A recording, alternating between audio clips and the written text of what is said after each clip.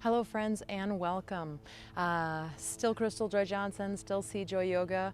We are officially in the summer season here in Walla Walla. Well, I don't know about officially, but we're able to be out in the park. And so during the summers here, I team up with Parks and Rec and we do yoga in the park. And so I am hoping that I can do some of my videos out here as well and that it's enjoyable to you to be in a park setting with me. It's one of my favorite ways to do yoga personally. I find a lot more benefit when I'm outside doing it as opposed to, say, in a studio or just, inside in general. So food for thought. If that sounds interesting, maybe you take your device outside and you're outside. It was Memorial Day weekend. Memorial Day was just yesterday, and I'm filming this on Tuesday morning, and I went on a kayaking trip. Oh, poor Crystal. But I'm tired. I am a little tired, so just to kind of put that out there that I am incredibly groggy with just a slight headache. So that's kind of what I'm going to be teaching to this morning. So if anybody else is feeling like they're pooped out after Memorial Day weekend, you're in good company, and this will hopefully be a lovely little sequence for you. So we're going to start lying down on our back. One of these times maybe I'll bring my camera down. We have an aviary with some pretty amazing birds. I'll just take videos of the birds for you and post them. But in the meantime, here we are. If you do happen to be lying outside, you might just look up, and even if you're lying on your back at your house, I always like to point out that it's a different perspective. We're often standing looking at everything from that angle. So you might just open your eyes for a few moments and just notice what it's like to look at the world from lying on your back, yeah?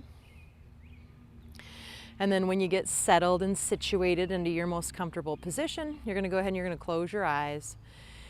And you can have the feet on the ground, knees bent, feet wide, knees lean in. You can have your legs extended, feet hip distance, or any other variation that feels really good to you as you begin this class.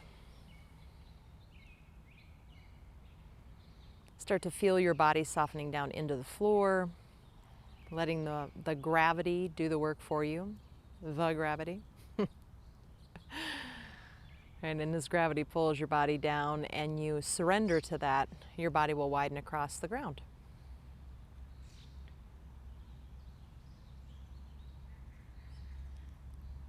If you have any other muscles that are tight, soften them. And take a few moments and check into the breath when you're ready.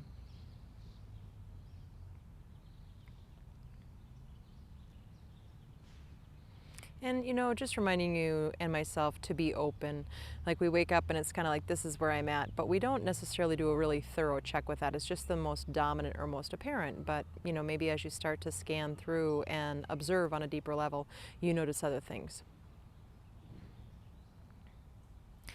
And then we're going to start by going into typewriter arms. So feel free to put the feet on the ground. I find I stay out of my back, my low back more this way and keep that protected, right? And my feet are wide and my knees leaned in. I'm going to grab my elbow points and have my arms, my forearms, just above my chest, right?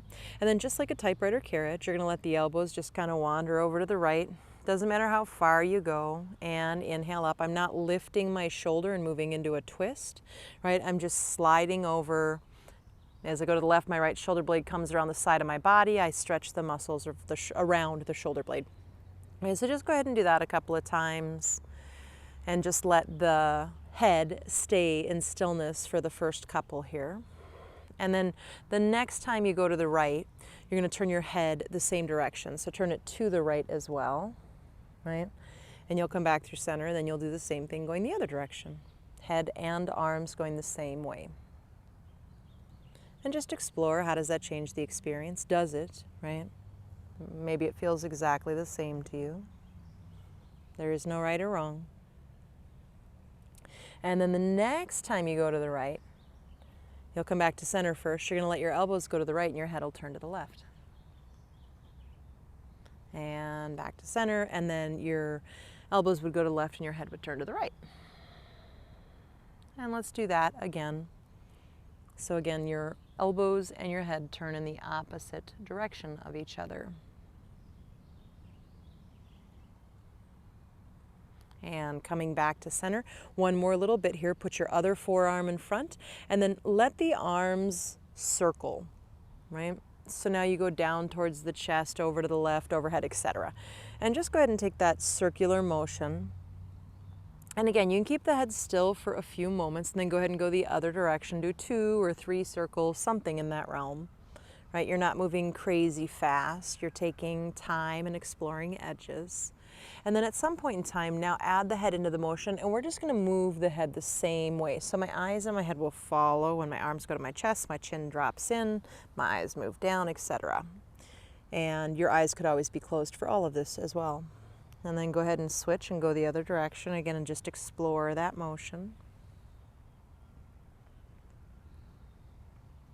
And then when you feel complete with that, you're going to just bring the arms back down and pause for a moment and notice what's going on in that upper back, neck, shoulder area.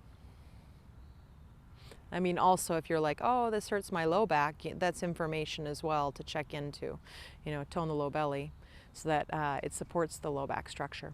Let's go ahead and walk the feet back into hip distance. You're going to bring your right knee in towards the chest and just go ahead and we're going to do a little pumping action where we bring the knee a little closer and then we reach it away. Yeah. And we bring the knee a little closer and I could say I straighten my arms to reach it away. I wish you guys could be on your backs here with me looking up at these amazing trees we have in Pioneer Park. It's quite incredible. And then the next time you hug the knee in, you're going to go ahead and you're going to leave that knee in. Right? Try to keep your thigh bone pretty close to your ribs, whatever your distance is. You're going to interlace your hands behind the thigh and then go ahead and start to straighten the legs. So you're probably not going to get it all the way straight with the thigh in this position, and that's okay, right? And I want you to notice how your low back is kind of rounded because that's where we were. That's not wrong. That's exactly where I coached you, right? But now I want you to start to reach the buttocks bones forward, pull the low back up into its natural curve. The leg can come away and maybe the leg straightens just a little more, right? Just a different way to get into it. Go ahead and circle the foot while you're here. And go ahead and go the other direction. And then push that heel up one more time. We're going to go into the IT band. You can walk the left foot forward or straighten it. Keep the right hip on the ground. Move the right leg over to the left and a little back towards the head side of the mat simultaneously. And you know, my favorite direction on this one almost always is pull the pinky toe edge back to the outer hip. And for me, when I do that, boy, oh boy, do I start to find that outer right thigh, hip, some people back and knee, right? And bring it back to center and put that foot down. Bring the left knee in. And again, we're just going to do that pumping action. Let's pump it in, the knee, and then move it away. And pump it in and move it away. One more time with the breath on movement, and then the next time you hug the knee in, you're going to leave it in. Keep it close to the body initially, right? Your back is rounded. Yep, that's correct. You're going to interlace your hands behind the thigh. Keep the thigh bone where it is for now and start to straighten the leg. And again, you're probably not going to straighten the leg, maybe not very much at all, but keep the thigh bone there. Now I want you to try to bring the natural curve in. So you're going to reach your buttocks bones forward, let the low back come up a little bit. The leg might come away a little bit. You might straighten the leg a little more, right? Find that balance today. And my leg's not all the way straight, and I'm not going to where my quote usual position is. I'm playing it in a different way. Circle the left foot. I get really hesitant about doing things all the time the same way. I think we get enrote. Go ahead and go the other way. We become habitual and less mindful. And you know, if you do it one way, you might not notice right away, but if there's something that's kind of, you know, misaligned or what have you, after a lot of wear and tear, or a lot of times of doing it in that particular way, we're going to the IT band, so the left hip stays heavy, left leg over to the right and a little behind you. I think that's where we can start to get injuries, repetitive stress injuries and such. Pull the pinky toe edge back to the outer hip. So that's why I teach things differently all the time. Also better for our brains. And come back to center and put that foot down on the ground and just pause for a moment. And notice your lower body. Hopefully we're starting to get in there and open that up a little bit too. Okay, windshield wiper. Feet walk out wide, arms tee out, and just go ahead and rock back and forth. Your own pace, your own time. You're not in a rush. Again, kind of explore some of those edges.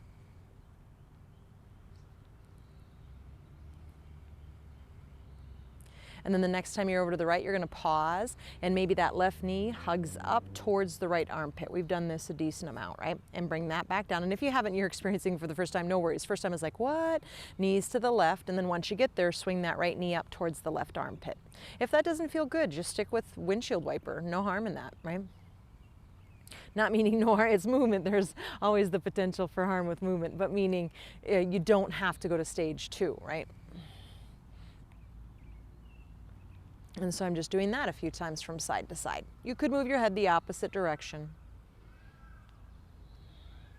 And then when you feel complete with that, you're going to go ahead and you're going to bring the feet on the ground, the knees up, walk the feet in, and let's do a little bit of moving bridges just to start to get into our back body. I'm going to turn my head up so I don't hurt my neck. Please do the same as well if you're looking at a device, right? So from there, I'm going to go ahead and I'm going to roll up one vertebrae at a time.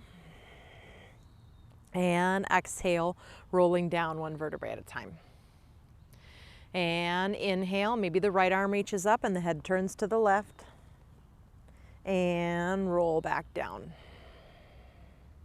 As you roll up, maybe the left arm reaches up and you turn your head to the right. And rolling back down. Let's do that one more time. Right arm reaches over as the head turns to the left. Maybe that imaginary brick between your legs or that beach ball, if that's a helpful tool, if you tend to go wide-legged here.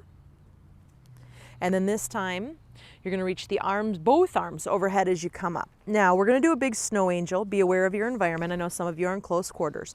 You're going to go ahead and you're going to reach your arms out. My palms stay up towards the sky. When I get down by my side body, right, what would be my side if I was all the way on the mat? I'm going to roll my shoulders underneath me a little bit more.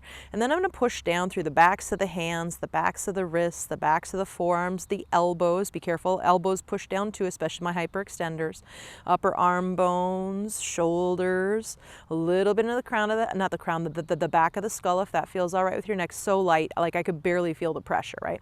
Now push into the inner edge of your feet. Hold that beach ball between your thighs. Take one more breath into that beautiful chest. And exhale, roll down. As I roll down, I like to let my shoulders come out a little bit. And pause, and just notice your body. Okay, so we're gonna come on up, but we're gonna come over to one side, and we're gonna work from that kind of mermaid position. So roll over onto your left body. And if you need to do the other side, you would just do opposite if you need to face me or turn on your mat. So again, I'm gonna come on up. I call it mermaid, right? I'm gonna either separate my legs out and just have them kind of next to each other, or I might stack my legs and let my right ankle come into my left arch. Let me mirror you now that I say that. Right hand comes up behind. Inhale with an exhale, let that elbow move down towards that other arm any amount. So here we are in the shoulder blade area again. Inhale up. Well, I say that, but I'm feeling it down by my low back too. Exhale, go ahead and come down and in. And I will take that. Inhale up. Now this time when you come down and in, you're going to switch it into a circle. So reach the elbow away from the thighs and up to the sky. Back behind you, right? And down. And do a circle one more time that way. And then go ahead and when you're ready, you're going to reverse it and go the other direction. Feel free to close the eyes if that tunes you into your body. And then we're going to bring that right hand down and come down onto the left forearm. And then go ahead and bring that arm back up. So hopefully this goes a little lower, more towards the bottom of the shoulder blades band. Go ahead and bring that elbow down and in. And come up. I forgot to tell you, for my friends on that first one with sensitive wrists, you can just do the whole everything on the forearm. Exhale, coming down and in. Inhale up. So it's the same sequence, but on the forearm, it usually brings it into a slightly different area in the body. Now circle the elbow in the biggest circle that feels comfortable in your body. And then when you're in a place that feels good to do it, switch and go the other direction. Pardon me. Push the ground away. We're going to switch and go to the other side, but in between, have your feet come out in front of you. You can extend them out, have them a little wide, and you're going to go flip-flop. So my toes move in at the same time, and then they move out. Not sure if you can see that on camera in case it's not at the edge of my mat, right? And I'm gonna get pretty loosey-goosey, or I'm gonna try to be really loosey-goosey and let this just rock my hips and my knee joints. So the momentum comes from me trying to control my feet, right? And then I'm gonna go as fast as I possibly can. I mean, you can see my thighs are like jello. I kind of feel like jello all over today. And then go ahead and stop and pause. And then swoosh the legs over, you're on your right hip. If you have a sensitive wrist, drop down, do everything from the forearm. Otherwise, remember the legs can be separate or they can be stacked, yeah? You're gonna bring your left hand up, inhale, exhale, come on down towards that other arm. You don't have to get anywhere near it. Inhale, coming up. As I move that elbow down, what it's doing, what we're trying to get into, right, is it starts to move that shoulder blade into what's called protraction around the side of the rib cage. Inhale. In doing that, you start to stretch or lengthen, I shouldn't say stretch, you lengthen the muscles on the inner edge of that shoulder blade.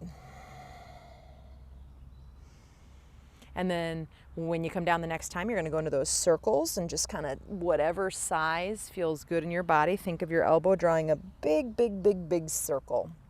If you wanna think of it having a paintbrush, or maybe it's a colored pencil or a crayon, or who knows, yeah? What color would you paint? Go ahead and go the other way if you could. And that may sound silly, but visualization is so good for your neurology. And go ahead and bring the hand down, drop the right forearm down, bring the arm up, and here we go again. We're gonna drop it down and in initially. Inhale up, and exhaling down and in. So that's the pattern, right? So again, you don't have to feel what I feel at all. I just put it out there to just kind of give you an idea of what it's like to explore the body, right? As I drop down and on this side, what I'm noticing is my shoulder blade actually feels a stretch a little bit, but where I'm really feeling it is down in that back side waist. I've got a lot of tightness down there right now. The next time you're down and in, go ahead and lengthen that, circle that elbow.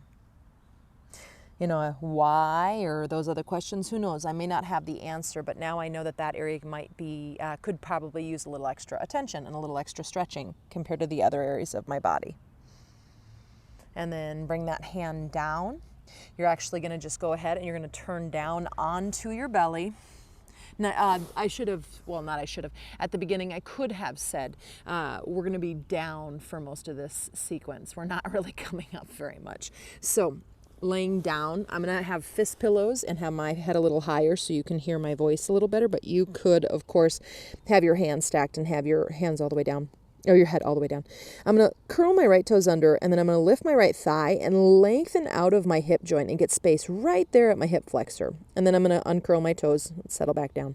I'm gonna curl my left toes under, and I'm gonna lift that thigh and get that length right at the front of that left hip flexor. And then go ahead. And here we are in relaxation. A couple of really gentle but beautiful upper back bends. Just because they're gentle doesn't mean that you should be doing more or you need more, right? You're still getting all the muscle strength you need. So from there, we're going to press down on the tops of the feet. The thighs get buoyant, the tailbone moves down, and then push your arms and your hands down in order to really gently lift up into a low cobra. So think baby bhujangasana. And then from there, I want to do that traction action. So you're going to traction your hands back to your belly button, but I want you to traction your belly button forward towards your hands. That should do a couple of things. Hopefully it helps that low back stay ultra long and protected, right? But it also adds this extra engagement where the upper back muscles, well, they engage a little more. A little redundant the way I said that, but I am a little redundant often. And come on down. Pause for a moment and just soften. Now for this next one, you're going to curl your toes under and push your heels back. If this goes into the low back or it doesn't feel right, go back right back to where we were, yeah? Push the heels into an imaginary wall. My thighs lift, right? And they get buoyant. They're not all the way off my mat, but they're lifting. Energetically, they're moving up towards the ceiling. And then from there, I'm going to pull my hands back to my belly forward to my hands, slide my shoulder blades towards my buttocks a little bit. And here I am in the same pose, but my feet are curled under. I'm in a little more of what's called extension in the body.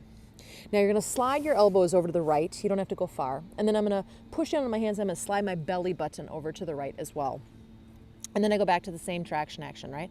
I pull my belly towards my hands pull back to my belly, and then really push that left heel, re-engage the left heel, pushing into that imaginary wall.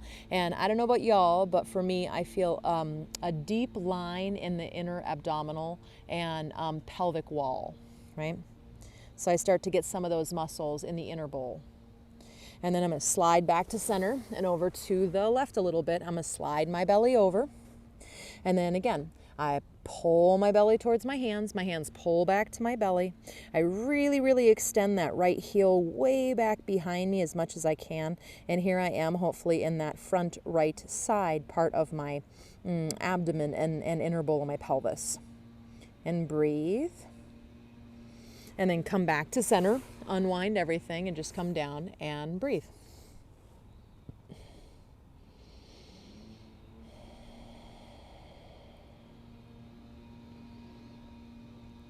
Okay, so from there, you're going to go ahead and you're going to put your hands next to your ribs. Leave the knees down, pull the belly up and come up to hands and knees. And let's go into a child's pose. So toes together, knees a little bit apart, buttocks towards the heels if that's available. And then today we're just gonna paw print at a time, right? Just slowly start to walk the arms out. We're gonna be active for just a few moments here. I'm gonna keep my head high, but you could bring your forehead to the ground if it makes it. And then I'm gonna reach forward, straighten my arms. I might even go as wide as my mat if my shoulders are a little tight this morning, today. And then I'm gonna push down into my hands, and especially my index finger, my thumb, right? Thumbs. And as I push down and my forearms lift up, I should feel a lot of activity. It's effort to do this in my body, right?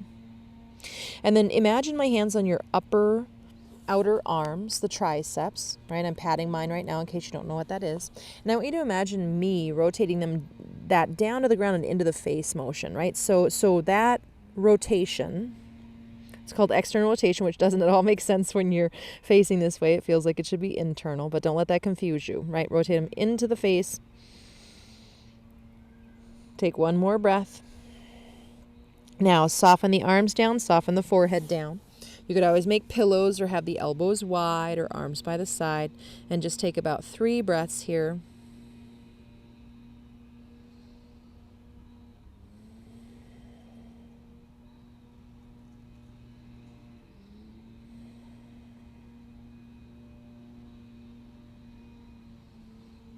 And then from there, you're going to go ahead and push the floor away.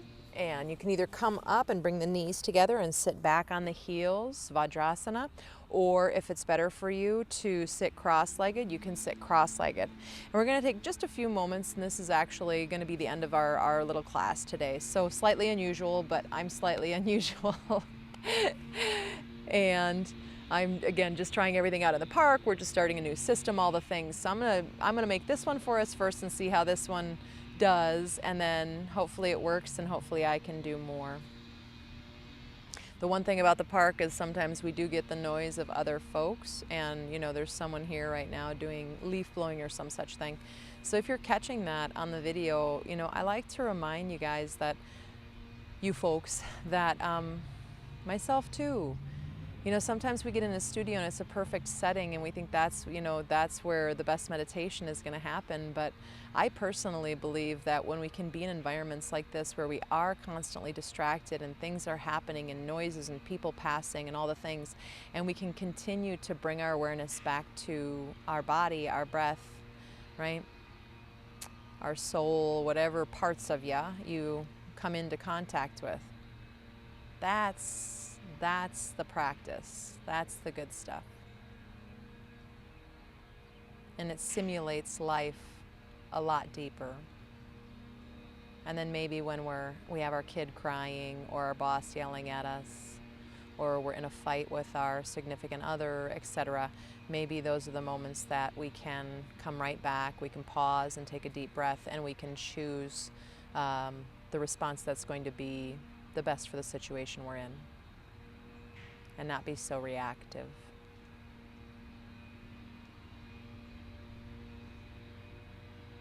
Palms together at the heart, inhale. Exhale, bow the head in. Moment of gratitude. Thank you for being with me on this crazy, wild journey. in its next iteration. Really, I mean, it gets me a little emotional. I can't thank you enough for being with me. Namaste.